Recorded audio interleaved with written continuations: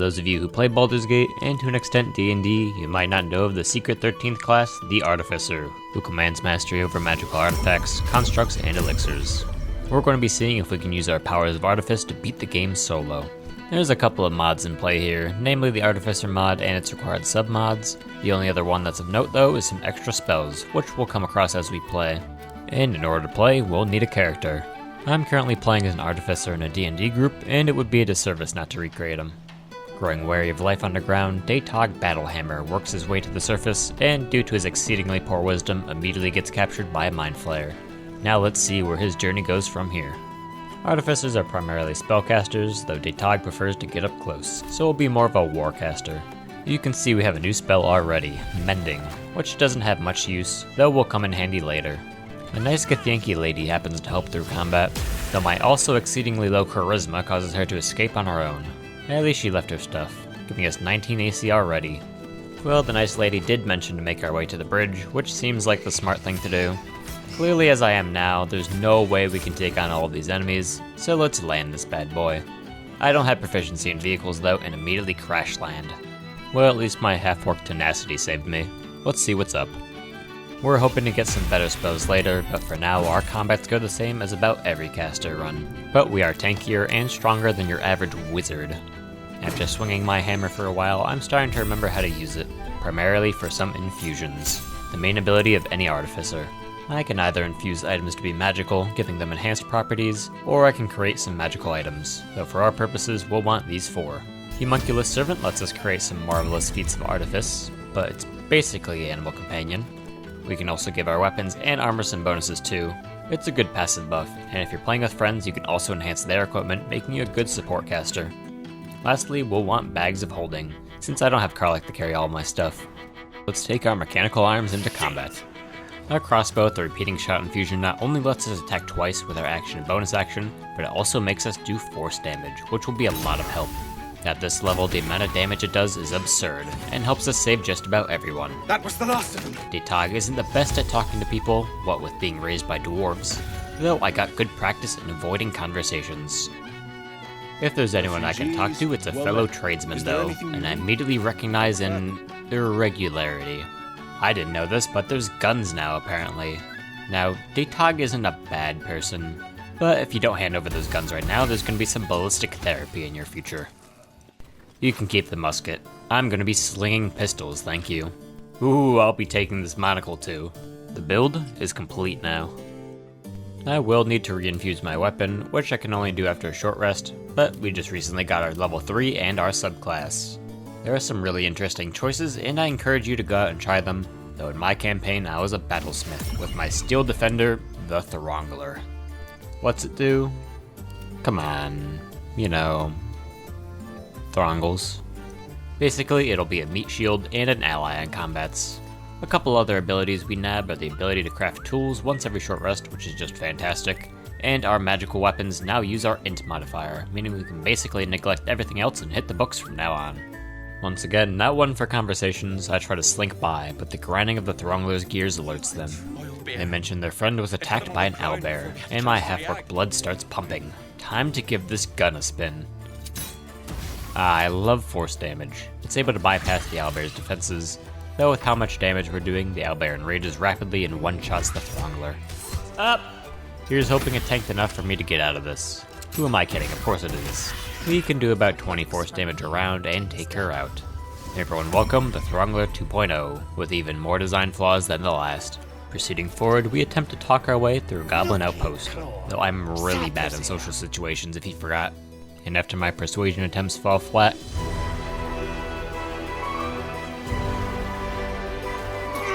combat breaks out. I recognize a war drum and destroy it before they can call reinforcements, immediately turning to take out a loose rope to flatten their defenses. Now let's see the one-man army that we are. Okay, we might not be overpowered yet, but I've got some tricks up my sleeve. Thanks to the Throngler being a construct, we can cast Mending on it. Normally pretty useless, but kinda helpful for this reason. It's a cantrip, so while we stay in the back healing, the Throngler can be sent out and come home for repairs as needed. We're going to need a long rest after that one, and it's in my dreams that I see my mentor, my father figure and personal savior, Dave. He's the one that's been protecting us all this time, but my dream is fleeting, and I awaken to the Throngler menacingly towering over me. Good morning, Master. Dave mentioned something about embracing my potential, so I'll have to try that, whatever he meant. Unfortunately, the nice lady in the mountain pass didn't have any guns for me, and she didn't want my egg either. Everyone needs a hobby, I suppose. Maybe I'll find some in that monastery she spoke about. Before that though, we just hit level 4, so it's time to get a feat. My original D&D character took Sentinel, though as in real life with the invention of the gun, things have changed considerably. So instead I'll be taking some more intelligence. To be noted though, there is a new gunner feat if you non-artificers want to get blasting. Now I want to check out this cool ruins, but my master says I shouldn't. My master knows best, so we won't. That being said, if I'm not supposed to be here, I need to find another way to Baldur's Gate, and I've got a lead. Thanks to my fancy new monocle, I can easily discern this grove is nothing more but a swamp, and my memories bring one word to mind: hag. Dangerous creatures, but I know how to talk to them. Wow, I suck at talking to people. Venturing inside, I don't see anything at a glance, though hags are known for tampering with fey magic, and in a dark corner we find a fairy circle.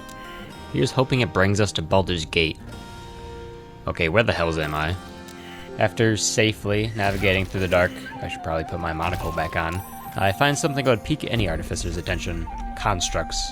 Of course these ones are quite primitive, relying on line of sight. It's really nothing my gun can't handle. Fortunately, these turrets seem to be programmed to only target living creatures, letting the Throngler get Throngling. Now what is this magical place of Artifice? Come on Throngler, your legs can be mended, mine can't. Can't fix that though. Huh, a bunch of susser flowers. They drain an area of magic.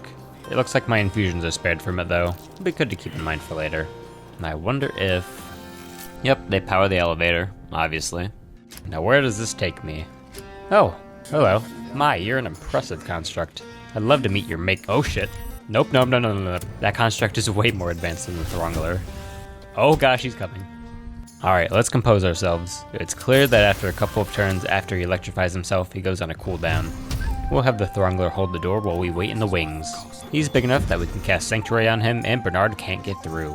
And since the Throngler is a construct, they're not actually damaged by the thunder, but even buffed.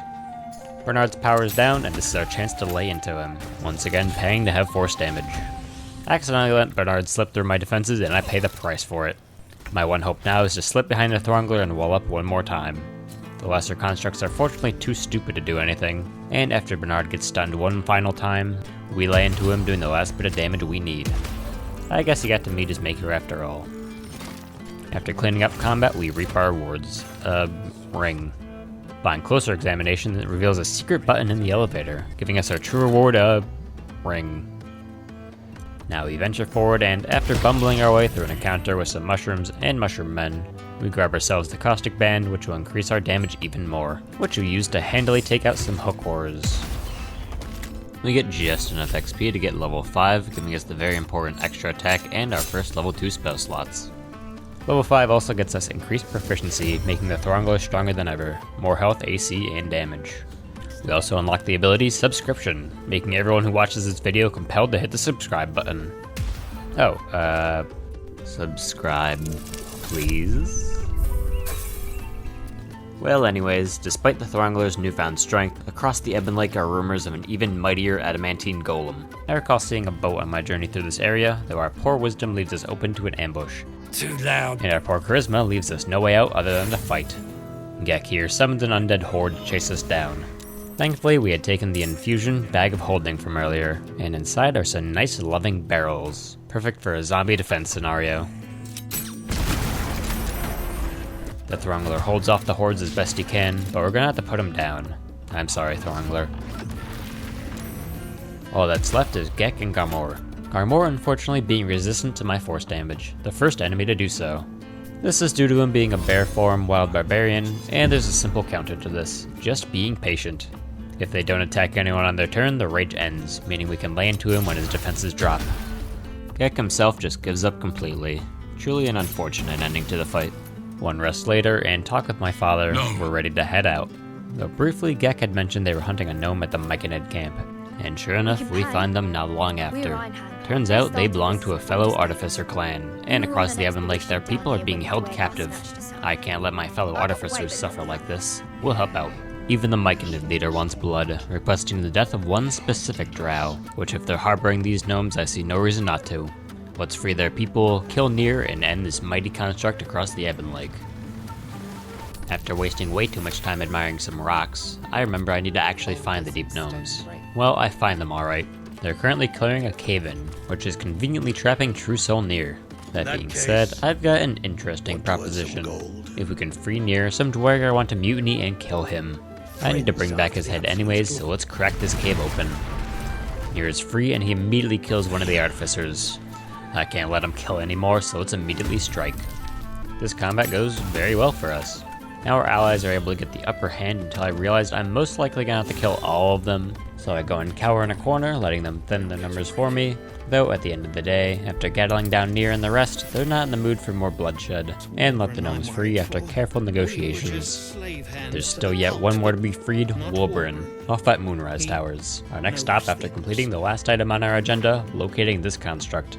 And a book located at the Myconid camp tells us of the Adamantine Forge and its supposed guardian. With the book's help, it isn't hard to locate it behind Grymforge, and additionally locate some molds in or to operate it.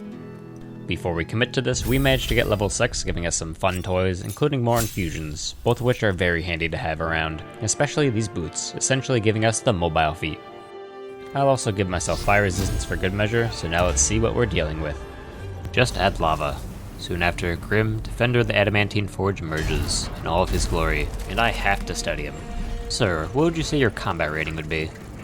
Oh shite, I don't know if I want to be high or low anymore. And he's resistant to my force damage as well. It looks like bludgeoning will be the way to go, and I just so happen to pick up another bigger smithing hammer. Thanks to these boots of speed from my fellow artificer and my own little infusion on top, Grim can't really catch me after hitting him with our new hammer, and if things get dicey, the Throngler can take a hit or two meanwhile. Okay, maybe just one. The only scary bit is when the magma methods spawn. Our flame-resistant armor takes the brunt of their attacks, and by going invisible, Grim will turn his attention to them instead, letting me heal and prepare for our final flurry. Truly a shame to destroy something so sophisticated. I'll be hoping to study this helm for later. Let's pay our final respects to the artificers lost to this place before heading to Moonrise to rescue Wulbren. The atmosphere is teeming with darkness, but a light spell seems to ward it off for now. We recently learned the ability to brand our enemies with our hammer, good considering the shadows we encounter on the way. We're able to clobber our way to a friendly, or not so friendly outpost in the darkness. As always, it's this damned worm in my head. Thankfully, we get bailed out in the nick of time and I can check out in the shop, which finally has our second pistol, which I'm now realizing doesn't actually matter with our repeating shot ability. But I can't not dual-wield pistols at this point. That aside, Jaheira does let us know where Moonrise is, which means we're one step closer to helping Wulbren. First things first, we'll need to locate and ambush a caravan, and given I already look like a highwayman, it seems like our next logical step. Now, despite having twice the gun as before, we're still not apt at taking out large groups of enemies, but that's where Cloud Kill comes in. This is a particularly useful spell since our construct has immunity to poison, so he can protect us while we keep our concentration. Out from the toxic fumes, one fairy seems to still be breathing, and after freeing her, she gives us the protection to walk all the way to Moonrise. Thanks to our tadpole, we're disguised as one of them, so let's use this leverage to find Wulbren and hopefully rescue him. He needs some tools for an escape attempt, and what better than his personal hammer, with which he busts down the doors while I distract the guards with a little magic show. They safely arrive at Moonrise and pay me handsomely for my help. Oh, I don't need anything else, thanks. So they invite me to their guild in Baldur's Gate, which I'll have to check out later. All this talk of Baldur's Gate, and I can't even get there. There's a massive army in the way, and I'm not particularly stealthy, continuously thrown in the oublet. And I don't know what they're waiting for, but after 2 weeks of long resting, they haven't moved, so I guess I'll have to find some other way around. I try walking through the local bar, which goes poorly. Luckily, this guy Thizabald is dummy thick, and can't make his way around these barrels. This lets us take out all of his minions before turning to him. Thizabald himself is numb to all types of damage, but he can take elemental damage, and more importantly, force damage. If we hit him with an elemental attack, say Acid, he gets a powerful attack and gets more moves. So we take off our ring, and are just gonna riddle him with holes until he springs like a keg. Well, that way won't work. Let's try this House of Healing. Inside is... Ooh. Who are you and how can I get arms like those? No. Let's not get distracted. Despite his offers, I have a feeling he won't do a good job operating on us. Observing the surroundings, this looks like our best place to hold, so let's see how strong he is. The answer is, not very. He doesn't have any ranged attacks, and the Throngler, like Thizibald, is much too thick for his own good, preventing any enemies from coming onto the high ground. We pepper him as best we can, even coming down to take pot shots before slinking back up, resealing the trap every time. Occasionally we do slip up, but nothing a little ingenuity can't solve. We gun him and his Daughters of the Night down before moving on to yet greener, or darker, pastures. The last way we can attempt seems to be this mausoleum, and if I were a betting man, I'd put money on this being a Selenite temple. There's a couple of things we'll want to do here, though the main thing we should get out of the way first is killing Balthazar. Datog has no idea who that is, but he's powerless to stop me. We're able to utilize our rare strategy to make the fight much easier. Since we share a bit of the wizard spell list, we have Arcane Lock under our belt, so Balthazar moves out to kill us and gets locked away from his guard. That doesn't make him much easier though. Cloudkill can do roughly 40 damage if we're unlucky, but fortunately, as before, the Throngler being a machine is unaffected by the fumes. We can gun Balthazar down nicely, and with the help of the Throngler, not choke on noxious gas. Now inside the Sharn Temple, there are plenty of trials for us to play with, and for the most part, ignore. Though the same self-trial has our toughest opponent yet, me. Big shocker, I'm actually a pushover, especially without my Throngler, though our copy cheats apparently and has access to Fireball without any 3rd level spell slots. But if I were to choose Fireball versus a gun, I think I'd go with the gun. There's still one more gem for us to grab, guarded over here by some Infernals. Let's send the Throngler on his first diplomatic mission. The Throngler tries his best, but despite his best efforts to assert dominance, he fails in his negotiations. Plan B. With all the orbs gathered, we can head to the deepest reaches of the mausoleum and free Dame Aelin, the Night Song. The Night Song is no more! After a well-deserved rest and average buffing session, we're ready to take on Ketheric. Who's Ketheric? The guy who kidnapped Wulbren, so we might as well. As always, we'll want to take out Sustera first, since more enemies joining the combat is never a good thing. But this time around, it seems like they don't actually want to help out much. Thanks to our high AC and necrotic resistance, we can pretty much ignore the Necromites anyways though. Ketheric eats through our steel defenders, but with our minimum 15 meters of movement speed and an ability to provoke opportunity attacks, we can play a game of hit and run and whittle the man down. He eventually figures out that he can frighten us, but if you didn't know, you can cast Heroism to remove the condition. Ketheric has a lot of health and armor, so it takes a while, but we get there. We encounter a small problem post-combat, but just a small one, before heading on to fight Merkel. Stage 2 Ketheric isn't much to write home about, just one round Mind Flayer and stand up where Ketheric can't do anything. Incubate Death seems to be working for him this time though, so we'll need to worry about a constant Necromite swarm. Before dealing the final blow to Ketheric, you should probably put a layer of darkness down, trust me. Now it's hard to see through this thick smoke even with our magical eyepiece, but through the darkness is the Lord of Bones, Merkel, who is immediately blinded. This basically neuters him, which is a huge relief since he's one of the hardest bosses in this run. Normally he has several attacks, including a devastating one, but he can only cast that if a Necromite makes his way to him. And spoiler alert, they can't find him through the thick darkness. The Throngler eventually dies, and he does one of his annoying attacks, which kills everything, including the Necromites, so that's all the more reason to ignore them. Thanks to the low damage it deals, our concentration checks are easy, and maintaining the Field of Darkness is simple. This is made even easier with our level 8 feat, Warcaster, giving us advantage on our concentration checks. We eventually need a second layer of darkness, but we're able to out-heal him and slowly blast him down into the pit from whence he came. We grab what we need and head out. The road to Baldur's Gate is cleared now, and I've got a couple people there I need to meet. Unfortunately, our journey there starts with a Githyanki ambush. Of course, right after I stopped concentrating on my infusion. We're able to barely scramble our way to the portal to escape, where we learn the truth. Our Dream Guardian, our mentor, was a Mind Flayer in disguise. But in truth, I knew this all along. My mentor has been dead for a long time, though it was nice to see him again. I don't trust this Mind Flayer, but we'll need him if we want to get rid of our parasite. I haste up and prepare for combat, remembering immediately why I always kill this enemy up here first. This combat is tricky, especially with guns, since they can apparently deflect bullets. But they made the mistake of following me to the edge, where we can blast them off.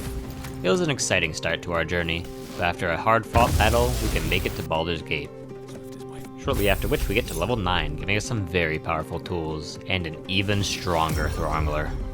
We have a couple goals here. Save the Iron Hand Gnomes and defeat the Absolute, and to that end, Gortash and Orin. So, since we're here, I've got some gnomes to talk to in Rivington. Wolbrin, it's been too long, and it seems we already need to make haste.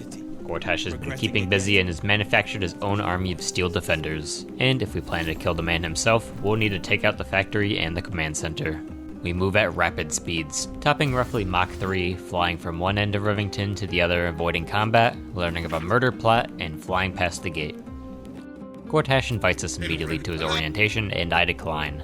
Let's proceed to the Foundry. Tactically, we sneak our way in through the roof completely undetected. Or not. Ah, how'd you get up here?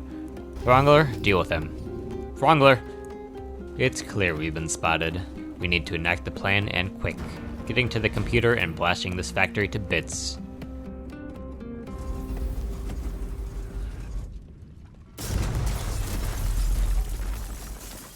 It's made pretty clear though that Wolbrin has tricked us. Not interested in Gortash, but interested in the eradication of the Gondians. While I can't go back on my actions, I can protect what I can now. We saved the last Gondian, and while everyone is distracted by the blast, save Volo, who was up to something. You're into weird things, Volo. Goblin romance, open eye surgery, and whatever this is. Well, with the Steel Watch dealt with, we need to defeat Gortash, and after getting level 10, we won't be needing another level anytime soon. This is a massive level for us. We can create a variety of magic items, and I'll be making the Boots of Flying, even better than the Boots of Speed. We can also siphon the elements directly from objects now, letting us recompose them into a variety of items, including smoke powder arrows, which will go all the better with our guns, which now don't require a bonus action to shoot twice. Gortash won't stand a chance. We siphon the elements from everything I can see and turn them into weapons of mass destruction. We disable all of Gortash's traps and move in for the kill. Gortash occasionally created a bullet bouncing shield, but it's nothing my exceedingly large brain can't deal with. After exploding all of Gortash's allies, all that remains is him. One small problem though. After he enrages and transforms, he has immunity to force damage. This is why we carry 2 guns. Finally, I get some value. We blast the ladder atop his scaffolding, and after dodging his fist for 20 rounds flat, our bullets find their mark. One down, now all we need to do is find Orin. Though she's relatively eager to fight us, telling us where we can find her and what to do. We'll need to take care of a couple errands, mostly just the murder of innocents, nothing big really. But after becoming an assassin of Baal, we can move down to the Baal temple beneath the city where Orin awaits.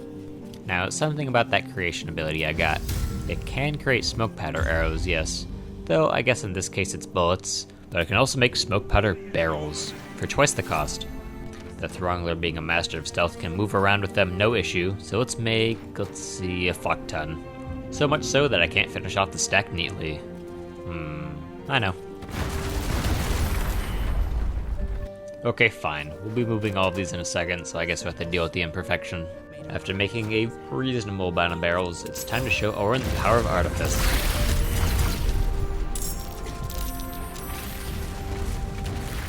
Some stragglers remain, but after that blast, they don't have much left in them. It's all 3 bosses and nether stones we needed to collect, but only 1 boss is left, the Netherbrain. And this one is an issue. The problem is, despite my gunslinging, I really don't do all too much damage, even with the smoke powder power spike. I'm not going to cheese it by just stacking 500,000 barrels in front of it. However, I have an idea and a surprise tool I've been saving all this while. Keen viewers might have even noticed it. This bag of holding I got forever ago, it has this bottom line of text. Basically, when you put a bag of holding inside another bag of holding, it rips a hole in space and time, destroying everything nearby, or sending them to a random plane of existence. So let's get to that brain. We've made no friends other than Volo all this time, which is somehow sadder than having none. So after fighting and stealthing our way through the vast horde of enemies on the way towards this place, I really don't get the best feeling when the Emperor, supposedly having Orpheus's power, is on the ground recoiling. But what the heck, let's see what happens.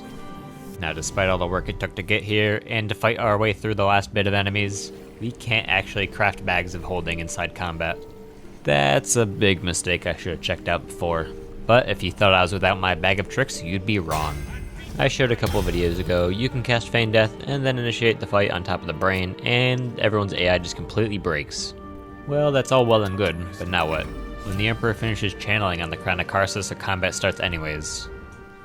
Well, that might be the case, but there's actually a very, very brief moment where you can quickly cast Feign Death on him, causing him to not trigger combat. This means we can follow in quietly with some invisibility and quickly craft the second bag before the Emperor wakes up. This sends me and the brain into different planes of existence. I just hope I don't wind up in the same one. Oop, I'm back. I suppose that means the day is saved, and Daytok can finally head back to his D&D campaign, with a heck of a story to tell. The final blow has been struck. Throngler?